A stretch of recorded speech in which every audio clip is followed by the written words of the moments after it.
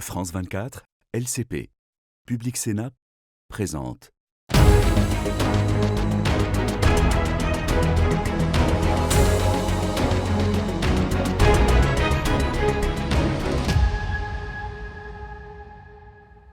Bonjour à tous, bienvenue pour Ici l'Europe sur France 24 et les chaînes parlementaires LCP et Public Sénat. En cette semaine où la guerre hybride de la Russie sur l'Europe est de plus en plus visible, nous allons tourner nos regards vers deux pays. La France, qui est devenue le maillon faible de l'Europe au plan économique. Ce sera l'objet de notre débat en seconde partie d'émission. Mais tout de suite, cap à l'est vers la Moldavie. Aux élections législatives du 28 septembre, le camp pro-européen a remporté une nouvelle manche, malgré l'ingérence russe et l'usure du pouvoir. Le parti Action et Solidarité, le PAS de la présidente Maia Sandu, a raflé 50,2% des voix contre des partis proches du Kremlin. Pour cette ancienne république soviétique, candidate à l'entrée dans l'Union européenne depuis 2022, cela signifie la poursuite des négociations d'adhésion, des réformes et du soutien à l'Ukraine. Ce pays de 2,5 millions d'habitants compte une région séparatiste pro-russe et russophone voisine de l'Ukraine, la Transnistrie. Nous parlons de ce destin de la Moldavie en votre compagnie. Nicu Popescu, bonjour. Bonjour. Vous êtes l'un des 55 députés élus pour le PAS sur 101, donc une majorité affirmée quand même, parti de Maia Sandu. Et vous étiez son ancien ministre des Affaires étrangères d'ailleurs. Comment est-ce que vous analysez la victoire chez vous d'un parti pro-européen ? C'est vraiment une victoire exceptionnelle, je dirais. On voit que les derniers 3 ans en Europe, la plupart des gouvernements qui étaient au pouvoir ont perdu des élections. On a eu les partis au pouvoir en Allemagne, en Italie, en Amérique, aux États-Unis, en Pologne, en Slovaquie, qui ont perdu le pouvoir parce que les gens sont mécontents, parce que l'inflation, les effets économiques de la guerre en Ukraine, ils ont affecté tellement les économies européennes. Ce qui s'est passé en Moldavie, c'est vraiment exceptionnel, surtout parce que la Moldavie a été encore beaucoup plus affectée économiquement par la guerre en Ukraine. On a eu encore plus d'inflation qu'en France ou en Allemagne. Le choc économique a été encore plus fort. Vous dépendiez beaucoup du gaz, voilà. Plutôt du gaz, mais on a eu aussi un choc énorme sur tout ce qui est réseau logistique de transport, parce qu'avec la fermeture de mer Noire pour le trafic normal commercial, tous les biens exportés ou importés par l'Ukraine, ou une bonne partie de ça a été mis sur des camions. La même chose pour les exportations moldaves. Alors tout ça, c'est devenu plus compliqué, plus lent, plus cher, alors que le choc pour la Moldavie a été assez fort. Aussi, la guerre a fait peur aux investisseurs, alors c'est beaucoup plus difficile d'attirer des investisseurs en Moldavie. Malgré tout ça, les Moldaves, les citoyens de la Moldavie ont fait ce choix historique parce qu'ils se rendent compte que c'est pas juste l'économie, mais c'est aussi la paix. C'est aussi la stabilité et c'est aussi l'avenir européen et démocratique de notre pays qui compte. En face de vous, il y avait quand même un bloc patriotique, 26 élus qui ne cachent pas sa complaisance envers Moscou, tout comme le bloc alternatif du maire de Chisinau, la capitale, comme notre parti et Démocratia Acacia. Ils ne sont pas d'ailleurs compatibles avec vous du tout pour faire alliance. Vous estimez qu'il y a eu d'ailleurs des ingérences massives de la Russie ? Oui, on a eu beaucoup d'ingérences et je voudrais juste souligner que assez souvent en France ou en Allemagne, quand on parle des ingérences russes, on pense très vite à tout ce qui est attaque cyber ou opération d'influence digitale sur les réseaux sociaux. Alors, on a eu beaucoup de ça en Moldavie. On a eu des opérations russes avec les bots, les trolls, les algorithmes sur les réseaux sociaux pour promouvoir leurs candidats. Mais on a eu plein d'autres types d'ingérences physiques, réelles, financières. La police a vraiment trouvé quasiment des millions d'euros qui ont été injectés dans la politique moldave, où la Russie a payé des centaines de gens, des activistes des partis, des journalistes corrompus, des experts corrompus, pour qu'ils font de la promotion pour les partis pro-russes. On a eu aussi Et en Transnistrie, alors vos opposants, justement, disent que les 370 000 personnes qui vivent, 2000 soldats russes qui sont stationnés, etc., il n'y a pas eu forcément d'incident dans l'autre sens, parce qu'ils disent qu'on a été un peu empêchés pour ce qui était des gens qui étaient très pro-russes, justement. Alors, on a eu la Russie qui a organisé l'entraînement des gens pour provoquer des violences. On a eu, ça c'est très bien connu en Moldavie, on a eu plusieurs dizaines de personnes qui ont été arrêtées parce qu'ils ont eu des entraînements organisés par les Russes pour attaquer la police, pour faire des explosifs, pour occuper des bâtiments publics. Et même le ministère de l'Intérieur serbe, alors en Serbie, on a eu des arrestations des Serbes qui ont médié et organisé ces entraînements violents. Alors, cette ingérence russe, elle vient bien au-delà des réseaux sociaux. Ils veulent provoquer, ils continuent de vouloir provoquer des violences. On a eu arrêté, après les élections, 31 personnes qui sont venues depuis la région transnistrienne pour provoquer des violences, pour attaquer la police. Et ça, il faut protéger l'État. L'histoire n'est pas terminée, mais vous pensez que vous aurez un gouvernement stable, de toute façon? Oui, tout à fait. C'est une majorité ferme, même écrasante, je dirais, et ça sera un gouvernement stable. Vous entrez pour la première fois comme député à la Chambre, mais vous avez été, je le rappelle, ministre, et d'ailleurs, beaucoup se murmurent que vous allez à nouveau entrer au gouvernement. Bon, ça se discute maintenant, on verra. La formation du gouvernement se discute maintenant, mais on verra quel est le résultat de ces discussions. La Commission estime que Chișinău est un bon élève qui va 3 fois plus vite que les autres candidats, les 6 pays des Balkans occidentaux, dans la transposition du droit communautaire. Et en récompense, vous avez eu un plan Marshall de 1,9 milliard de dollars sur 2025-2027, avec des effets un peu visibles dans les grandes villes, mais justement pas dans l'ensemble du pays. C'est ça le problème ? Non, on a vraiment ce plan de croissance pour le pays. On a beaucoup fait déjà pour développer l'infrastructure. On a des routes nouvelles, de l'infrastructure énergétique qui a permis de garder en effet l'électricité et le chauffage dans les maisons moldaves. Cette sécurité énergétique a été vraiment sous risque à cause des attaques hybrides russes. Les Russes ont coupé le gaz, les livraisons de gaz il y a 3 ans. Le réseau électrique a été déstabilisé plusieurs fois par les bombardements russes en Ukraine. Alors tout ça, on a réussi de s'assurer que les citoyens de la Moldavie ont de l'électricité, ont du chauffage. Maintenant, vous achetez en Grèce maintenant et en Roumanie. Oui, un peu partout, en Ukraine, en Grèce, en Roumanie, le transport c'est du gaz liquéfié, en Turquie aussi. Alors justement, le chiffre de la semaine, Nicu Popescu, il va vous intéresser, c'est 76. 76e pays sur 180 dans le classement de Transparency International, si l'on recherche les moins corrompus de ce classement. Alors d'ailleurs, le moins corrompu de tous, c'est le Danemark qui a la palme, la France est 25e. C'est quand même un échec un peu avéré de votre fameuse réforme du système judiciaire face à une corruption qui est très préoccupante dans votre pays. Il y a 4 ans, la Moldavie était sur la place 115. Alors, on a avancé d'une 50aine de places dans cet indice de la perception de la corruption en 4 ans. C'est du progrès. Il nous reste beaucoup de travail. C'est évident, mais le progrès dans la lutte contre la corruption est incontestable. Mais c'est vrai qu'il y a encore beaucoup de choses à faire pour combattre la corruption. D'ailleurs, un des oligarques qui a contrôlé la Moldavie il y a quelques années est revenu il y a quelques jours à Moldavie. Vladimir est revenu, mais on a la crainte qu'il soit relâché justement parce qu'il conserve des réseaux au plus haut niveau de l'État. Vous savez que les juges prennent des décisions en se basant. Mais c'est sans précédent pour la Moldavie d'avoir arrêté, détenu et mis un oligarque très corrompu en prison. Et maintenant, bien sûr que les juges doivent faire leur travail. Je ne peux pas décider pour les juges, mais on n'a pas eu de précédents comme ça en Moldavie où les oligarques qui ont volé tellement d'argent de notre pays finissent en prison. Alors c'est vraiment énormément, très très apprécié aussi par les citoyens, et ça se voit qu'il y a du progrès. C'est pas fini. La lutte pour une justice qui fonctionne bien, c'est une lutte assez longue, mais le progrès est incontestable et les gens le savent.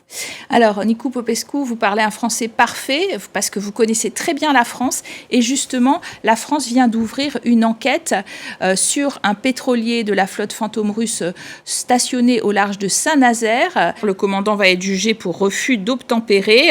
Vous pensez que la France, que vous connaissez bien, je le disais, a eu raison d'arraisonner ce pétrolier ?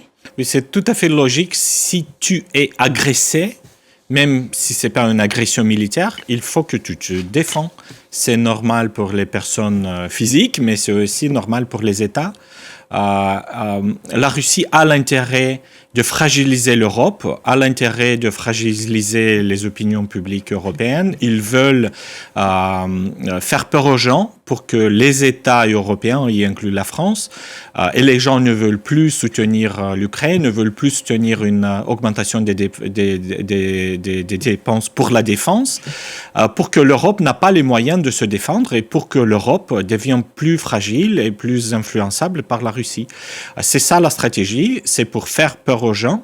Et si la Russie, pendant des années et des années, a utilisé le chantage énergétique contre plein de pays, comme c'est moins valable maintenant en tant que levier, en tant que parce qu'on s'est carte débarrassé d'influence. pour beaucoup Oui, exactement. de notre Maintenant, bien sûr, dépendance. les Russes vont augmenter leur investissement dans ce type d'attaque contre l'infrastructure pour faire peur aux gens, pour désolidariser la France de la Pologne, de l'Italie, de l'Ukraine, et pour que l'Europe redevienne, dans l'objectif russe, c'est que l'Europe redevienne plutôt qu'une union unie qui est solidaire, pour que l'Europe devienne une collection de petits États qui sont influençables et chantageables. Vladimir Poutine dit observer la militarisation de l'Europe et promet une réponse forte aux menaces. Des drones sur le Danemark, des drones sur l'Allemagne, sur la Belgique. Volodymyr Zelensky juge que ces incidents montrent clairement que la Russie est prête à une escalade dans cette guerre, c'est vrai ? La moitié des dépenses budgétaires russes va pour les armements. La Russie s'est investie dans des armements depuis plus de 15 ans. Il y a eu un effort de modernisation militaire énorme. Les Européens ont ignoré et ils n'ont pas pris cela au sérieux. Cela a été une erreur stratégique par les gouvernements français, allemands, britanniques entre 2008 et 2022. Mais la guerre des drones, c'est très inquiétant, justement. Oui, c'est très inquiétant et ça vise exactement l'opinion publique en Europe pour faire peur aux gens, pour que les États européens deviennent plus fragiles dans cette opposition, dans ce bras de fer de volonté politique, dans ce contexte assez dangereux en Europe. Alors, vous parliez d'unité, il y a quand même des unions sur ce chapitre ukrainien et peut-être même moldave. Dans le club des 27, l'adhésion de l'Ukraine et de la Moldavie est bloquée par le Premier ministre hongrois Viktor Orban. Pourquoi, selon vous, et comment le surmonter ? Je crois que ce n'est pas la première fois qu'il y a un certain ralentissement du processus technique d'adhésion. Je crois qu'on va surmonter ça.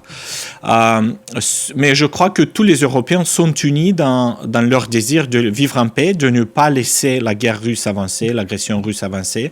Et c'est très probable et c'est évident même, que la Russie a des objectifs agressifs vers l'Estonie, la Lituanie, la France, le Danemark. Et chaque de ce pays, y inclut la France tout seul, est trop petit pour faire face à la menace russe. Et c'est là que c'est important de coordonner, d'être solidaire et de se défendre ensemble pour s'assurer que la guerre n'affecte pas de nouveaux pays. Alors les 27 ont été rejoints jeudi dernier par une vingtaine d'autres dirigeants européens à l'occasion d'un sommet de la communauté politique européenne. C'est un processus lancé par Emmanuel Macron 2 fois par an depuis 2022. Est-ce qu'on est dans l'inaction finalement en matière militaire ? Non, on n'est pas dans l'inaction, on voit les dépenses militaires qui croisent, la modernisation, mais il faut faire beaucoup de rattrapage. Les Russes ont investi, ils utilisent les moyens militaires et l'aide militaire de l'Iran, de la Chine, de la Corée du Nord. Et en Europe, on a raté ce développement et maintenant, il faut vraiment accélérer pour être en position de protéger la paix des Européens. Tout ce qui est sanctions contre la Russie, ça aide l'Europe à garder la paix, ça complique la militarisation de la Russie et ça aussi, c'est un investissement dans la paix de l'Europe. Alors, Bruxelles envisage justement, vous parliez de sanctions, de lever 140 milliards d'euros provenant des avoirs de la Banque centrale de Russie immobilisés au sein du bloc pour financer un prêt à Kiev qui sera remboursé si la Russie verse des réparations de guerre. Moscou menace du coup de nationaliser les actifs détenus par les entreprises étrangères en Russie. Ça vous paraît une bonne idée ? C'est une bonne idée de s'assurer que l'Ukraine tient bien, parce que l'Ukraine protège l'Europe. Même avec une Ukraine qui continue de protéger l'Europe du point de vue militaire, on voit des attaques militaires russes contre l'espace aérien en Pologne, en Roumanie, au Danemark. sans une Ukraine qui tient bien au niveau militaire et financier, toute l'Europe sera dans un danger militaire immédiat et beaucoup plus grave que maintenant. Alors tout ce qui est un investissement économique, financier et militaire, tout ce qui est livraison militaire à Ukraine, aide à garder la paix dans l'Union européenne. Vous parlez beaucoup de Vladimir Poutine. Il y a un autre homme qui pèse beaucoup sur le destin de l'Europe, c'est Donald Trump, l'administration américaine qui souffle le chaud et le froid et qui soutient d'ailleurs des partis populistes, parfois de la droite plus extrême lors des élections. Au sein du club européen. Oui, il y a ça. Alors, ce qui se passe pour les populistes, c'est pas très confortable, surtout s'il y a des opérations d'influence sur les réseaux sociaux qui ne sont pas légales ou correctes. Mais cette solidarité entre les partis d'un pays à l'autre, c'est pas juste un phénomène de la droite extrême ou de la gauche. Et en effet, c'est un phénomène qui s'applique à toutes les familles politiques. Je crois que le problème, c'est un peu autre chose. C'est plutôt cette manque de clarté dans qu'est-ce que la présidence américaine va faire sur plein de sujets, soit sur la Chine, soit sur le soutien à l'Europe, soit sur la Russie. Et ça complique énormément la capacité de planning, de planifier pour les Européens. Et c'est là, bien sûr, qu'il faut, même je dirais qu'il faut reconnaître que l'analyse française depuis des décennies, c'était de dire qu'il faut que les Européens ont leurs propres moyens de se défendre et que c'est très bien d'avoir un partenaire comme l'Amérique. Mais si ce partenaire n'est pas là, il faut que nous, en Europe, on a les moyens. La France le dit depuis des décennies. Et maintenant, c'est une chose qui est devenue aussi évidente pour plein d'autres pays, soit au Danemark qui a cette question de la Groenland, soit pour Canada, pour plein de pays. Il faut juste calmement s'investir dans la défense et dans la capacité des Européens de se défendre dans le cas où ils sont attaqués par des puissances hostiles. C'est très dommage qu'on vit dans une période historique qui nous ramène un peu à l'histoire de l'humanité où on a eu toujours des guerres. C'est très dommage, c'est pas quelque chose que les Européens ont voulu, mais ce sont les conditions forcées sur les Européens. Et le seul moyen de garder la paix, c'est d'être fort. Merci Nicu Popescu d'avoir été en notre compagnie. Nous prenons maintenant la direction du Parlement européen à Bruxelles où nous attendent 3 députés européens et Alexandre Poussard pour se pencher sur le cas de la France, son instabilité budgétaire et politique qui inquiète l'Europe.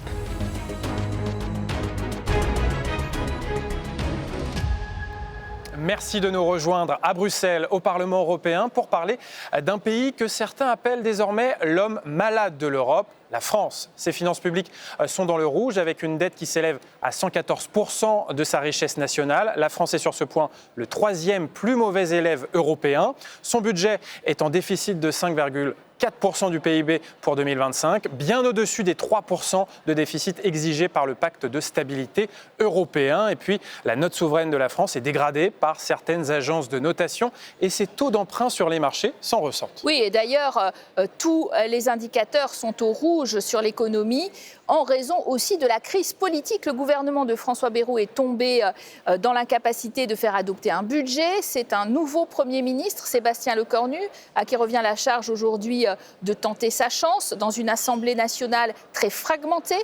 Quant au président Macron, malgré cette crise intérieure, eh bien, il essaye toujours de peser sur la scène internationale et européenne. Alors, nous allons regarder à la loupe cette image de la France en Europe à travers le prisme de nos voisins, avec 3 eurodéputés aujourd'hui. Et on accueille Laetitia Moratti, bonjour.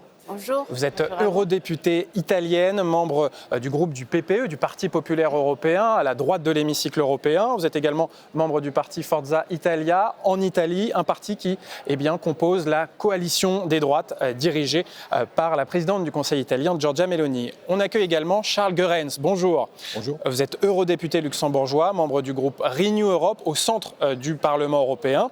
Et puis, bonjour à vous, Tobias Kremer. Bonjour. Vous êtes eurodéputé allemand, membre du groupe des sociodémocrates ici au Parlement européen et membre du SPD en Allemagne, parti qui a formé une coalition avec les conservateurs allemands de la CDU, une coalition dirigée par le chancelier Friedrich Merz. D'ailleurs, la France est censée être, avec l'Allemagne, le moteur de l'Union européenne. Comment vous percevez cette crise chez votre voisin français?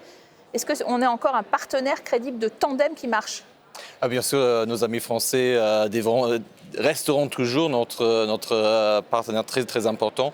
Mais bien sûr qu'on est un peu concerné si on voit l'instabilité française depuis les élections législatives de 2024 et les gouvernements successifs. Il y avait même juste quelques semaines, il y avait encore un sommet entre le gouvernement français et allemand. Il y a des projets sur lesquels on doit travailler. La défense, la réforme de l'Union européenne, vraiment question du défi géopolitique.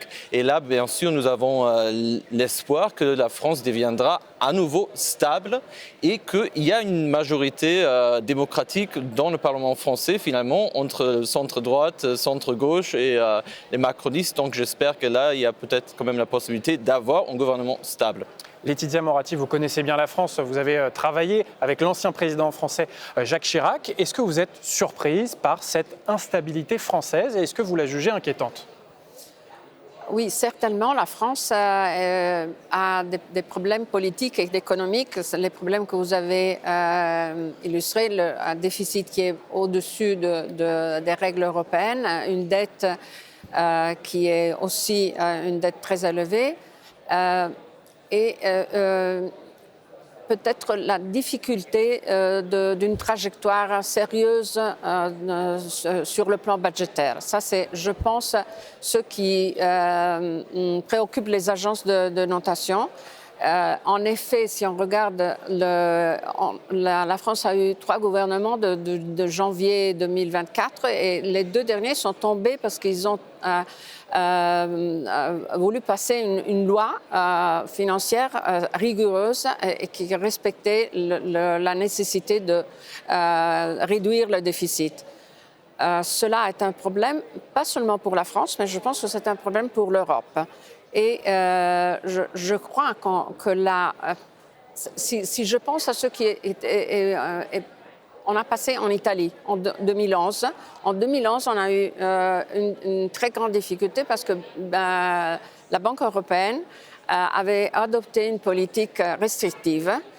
Mon espoir, c'est que maintenant, la Banque... C'était Berlusconi. Il a été démissionné en quelque sorte par l'Union européenne en 2011. Exactement. Moi, voilà. J'espère que ce ne soit pas le cas de la France, parce que la vulnérabilité de la France pourrait être la vulnérabilité des pays avec une autre dette en Europe. Alors, le Luxembourg, vous êtes au cœur de l'Europe, très, très au fait des questions financières, en effet, notre voisin très francophone. Est-ce que cette crise financière, vous l'entendez, française, ou cette crise budgétaire, plus exactement, affaiblit et l'Hexagone et l'Europe pour vous? La situation a été assez agaçante pour les voisins et les partenaires de la France, c'est évident. C'est la zone euro, j'ai envie de dire, la zone euro, l'euro. Oui, ben, nous sommes dans une communauté de destin, nous avons intérêt à ce que tout le monde réussisse. Heureusement qu'il y a de bonnes nouvelles à côté. L'Italie se porte très bien, étonnamment bien vis-à-vis de la France. L'Espagne, le Portugal, qui étaient supposés devenir les hommes malades de l'Europe, aujourd'hui sont dans une trajectoire de succès. Donc je crois que la France pourrait s'inspirer. Ce qui me fascine dans ce débat, si on avait eu ce débat il y a 40 ans, tout le monde aurait été accusé d'interférence dans les affaires intérieures de la France. Aujourd'hui, c'est devenu de la politique intérieure à l'Europe. Ça ne veut pas dire que j'ai des leçons à donner à la France pour ce qui est de la nomination du personnel politique, ni des choix politiques à prendre, mais la France a une obligation de résultat. Et ça, nous devons le réclamer. Alors, il y a un homme qui suit justement de très près la dette et le déficit français. C'est le commissaire européen à l'économie en charge de la distribution des cartons rouges que j'ai interrogé un peu plus tôt à la Commission européenne. On écoute M. Dombrovskis. La France est la deuxième plus grande économie de l'Union européenne. Il est donc important que le prochain gouvernement commence à travailler immédiatement sur le budget 2026 en s'assurant de respecter la structure budgétaire à moyen terme convenue par la France. Laetitia Moratti, alors en revanche, la Commission européenne a un discours plutôt positif vis-à-vis de la situation financière, alors que quand on regarde la dette de l'Italie, eh bien, elle est clairement plus élevée que la dette française. Elle s'élève à 135% de la richesse nationale italienne. Il y a une forme de 2 poids 2 mesures dans le discours européen entre l'Italie et la France? Non, c'est pas ça. Je pense que l'Italie a une croissance solide. Et elle a montré la capacité de réduire son déficit de 7,2 à 3,4. C'est vraiment 4 points dans une année seule. Et cela montre une résilience de la part de l'Italie et la capacité de donner confiance au marché. En ce qui concerne la dette, c'est vrai, on a une dette qui est plus élevée que la dette en France, mais c'est la dynamique de la trajectoire que je pense est importante. Et la crédibilité de l'Italie maintenant est dans le fait qu'elle a adopté une politique financière et budgétaire de rigueur. Et c'est sur ça qu'on est. Modèle les sur agences de l'Italie notation nous ont de donné Meloni, qui est quand même un gouvernement de droite plus droite radicale, etc. Est-ce que c'est le bon modèle? Je ne vais pas juger sur l'Italie, mais je crois que ce qui doit être clair, c'est que si nous parlons des défis budgétaires à l'instant, ce n'est pas dans un contexte géopolitique vide. Nous voyons les défis géopolitiques qu'il y a, qui est la Russie, qui vraiment fait des plans pour tester l'OTAN, pour attaquer l'Union européenne de l'intérieur. Donc, il a le besoin de dépenser 5% pour la défense, ce qui est nécessaire. Mais comment on puisse le faire, ce n'est pas au détriment de la justice sociale. Nous savons très très bien que surtout dans l'ère de la guerre hybride, notre sécurité dépend non seulement des chars et des drones, mais aussi de notre cohésion sociale. Donc c'est pourquoi moi je crois que la France doit être à la fois préserver son système social, mais le faire plus efficace, mais en même temps être très très clair sur les dépenses de défense. Et d'ailleurs, Charles Goerens, il y a un grand débat en ce moment en France sur l'imposition des plus riches, sur une fameuse taxe Zuckman pour amener de la justice fiscale et aussi redresser les finances de la France. Est-ce que, vu du Luxembourg, ça peut être une solution? Écoutez, si c'était aussi simple, je crois que la France aurait résolu le problème. L'Italie a fait exactement le contraire. Elle a de très bons résultats avec son attrait pour les capitaux étrangers.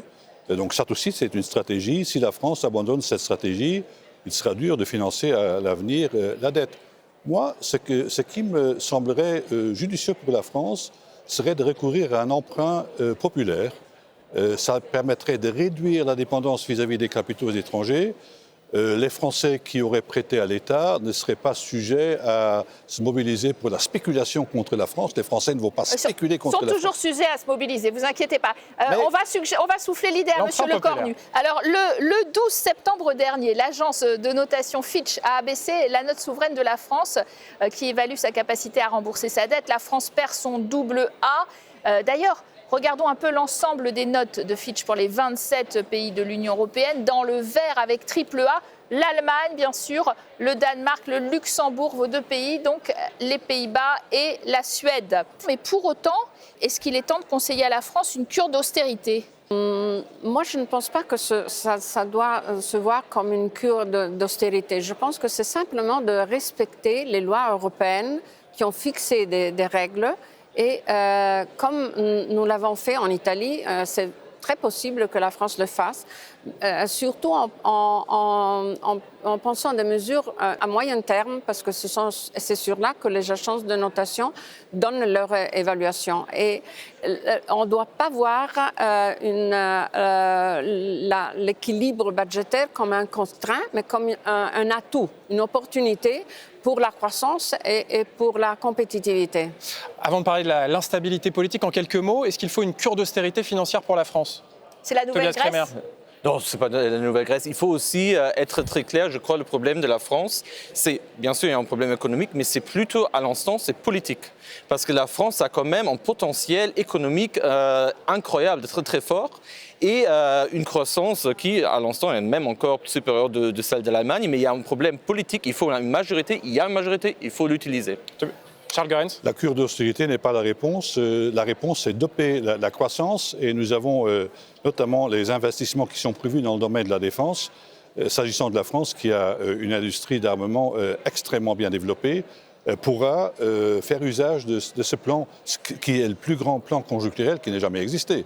Parce que sur 10 ans, on aura une somme supplémentaire de plus de 2500 milliards qui seront à la disposition. Et puis deuxièmement, dans le domaine de la digitalisation, je trouve que la France n'est pas en retard sur les autres. Il y a des débuts prometteurs. Alors vous l'avez très bien dit, cette crise budgétaire française est liée à une crise politique. Depuis la dissolution de l'Assemblée nationale, les gouvernements ne cessent de tomber. La France en est à son 5e Premier ministre en 2 ans et à l'extrême droite du paysage politique français, le Rassemblement national, très populaire auprès des Français les moins aisés, revendique le pouvoir et veut s'inspirer de la politique de l'Italie. Justement, écoutons Jordan Bardella. In Francia la situazione è grave. La situation en France est grave. Curioso paradosso, oggi l'Italia è più stabile della Repubblica francese. Par un curieux paradoxe, l'Italie est aujourd'hui plus stable que la République française. Riporteremo l'ordine. Mais je tiens à être clair, nous rétablirons l'ordre, nous rétablirons l'autorité de l'État, nous rétablirons la fierté d'être français. Laetitia Moratti, Jordan Bardella qui s'exprimait en italien en Italie lors d'un meeting de la Lega, votre allié dans la coalition de Giorgia Meloni. Jordan Bardella qui prend comme exemple la stabilité politique de l'Italie qui est dirigée par une coalition d'union des droites. Est-ce que c'est ça qui explique l'instabilité de la France? Est-ce que c'est le fait que la droite traditionnelle n'a pas encore formé cette union avec la droite radicale? Elle refuse de le faire d'ailleurs. La coalition italienne est une coalition de centre-droite, ce n'est pas une coalition de droite. Et Forza Italia, dans cette coalition, joue un rôle très important. Parce que Fratelli d'Italia, le parti de Giorgia Meloni, c'est une droite quand même radicale. Oui, absolument. Absolument. Mais par exemple, en Europe, comme Forza Italia et dans le groupe PPE, on est le parti plus important en Europe. Alors, toutes les dynamiques qu'on voit en Italie sont des dynamiques qui sont positives, stables et qui donnent une perspective européenne qui est très importante. Parce qu'aucun pays tout seul pourrait avoir la possibilité de combattre tous les défis qu'on a. L'Europe est importante et Forza Italia, avec le PPE, est le parti important de l'Europe. Mais il y a un cordon de sécurité, donc on l'a compris avec l'extrême droite en France, il y en a un en Allemagne aussi. Il n'est pas question que les chrétiens démocrates fassent alliance avec justement l'extrême droite. Mais au contraire, ils se sont alliés aux sociodémocrates. Et là, la coalition au centre, vous dites, mais les Français, ils n'y arrivent pas. Qu'est-ce qui se passe? Pourquoi ils ne sont pas capables de faire comme nous?